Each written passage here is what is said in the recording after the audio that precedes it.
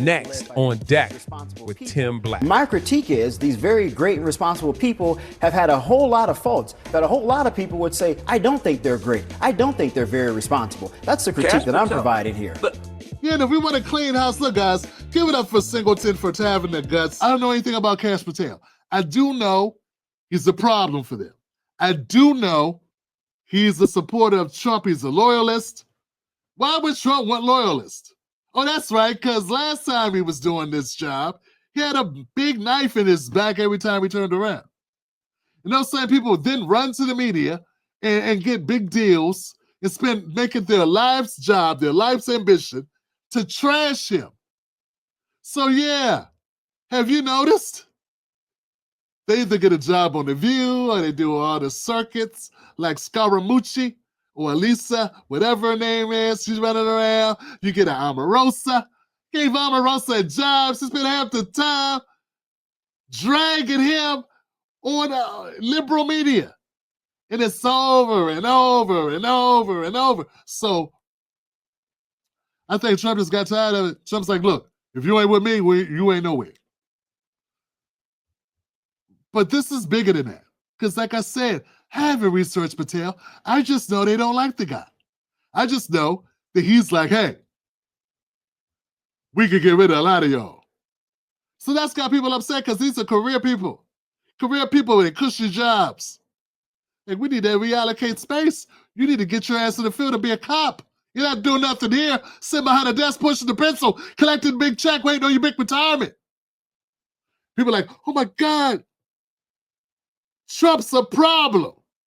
He's bringing this problem up in here. Which brings me to this clip. Shermichael Singleton was talking about the FBI, and I'm so glad he did this on CNN. Here it goes, guys. Check it out.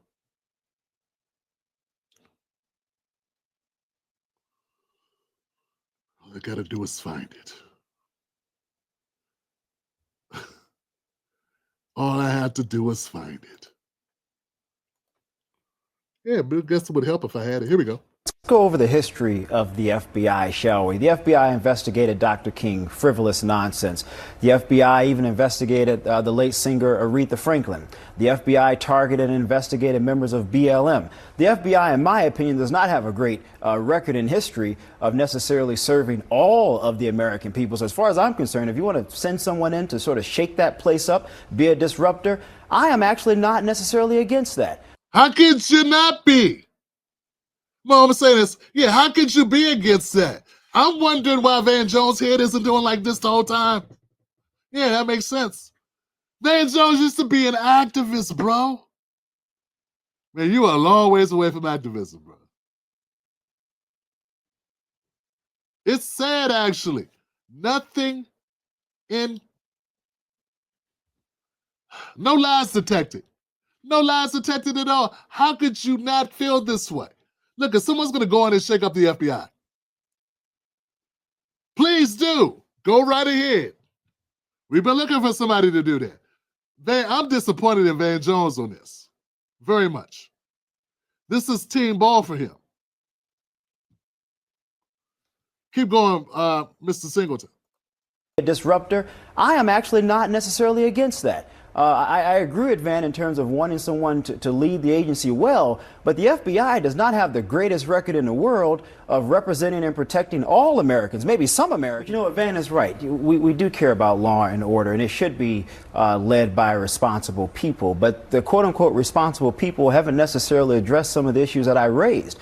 I mean, investigating and illegally targeting and spying on activists. Talking about that, Shermichael. That's not the conversation we're even having. But the point that I'm making... It's like we're talking about something else and you're literally going in a different direction. No, it's very relevant. The relevancy here is if you're going to say that the FBI is led or should be led by these great responsible people, my critique is these very great and responsible people have had a whole lot of faults that a whole lot of people would say, I don't think they're great. I don't think they're very responsible. That's the critique that I'm providing here.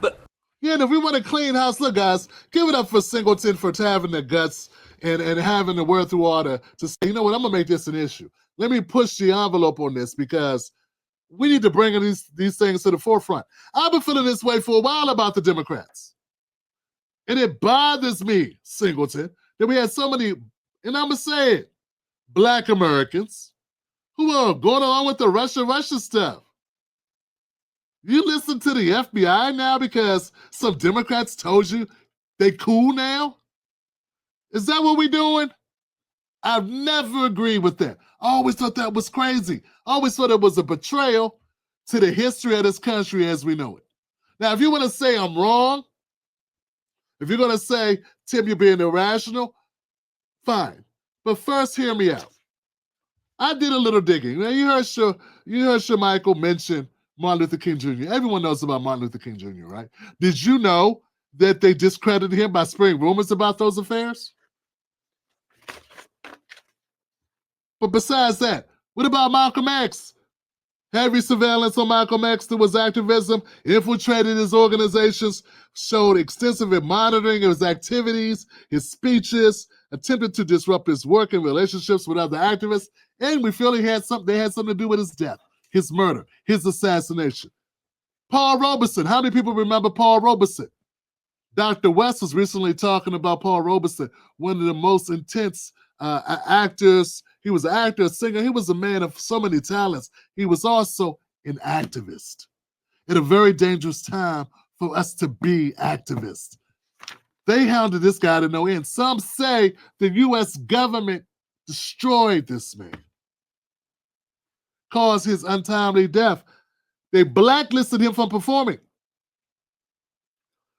They revoked his passport from 50 to 58, constant surveillance and harassment, destroyed his career through FBI interference. Nobody would hire him because the FBI was all up in his behind with a microscope and intimidating everyone in Hollywood not to hire the guy. This is the FBI. This is his institution that Van Jones and many others are saying, oh, we got to be careful who we appoint here. We don't want to mess up this great institution. And that's my point. What's great about it? What has historically been great about this institution? For us. For us. I can't name a thing. Or to take a term or phrase out of Kamala Harris's recent iteration, not a thing comes to mind.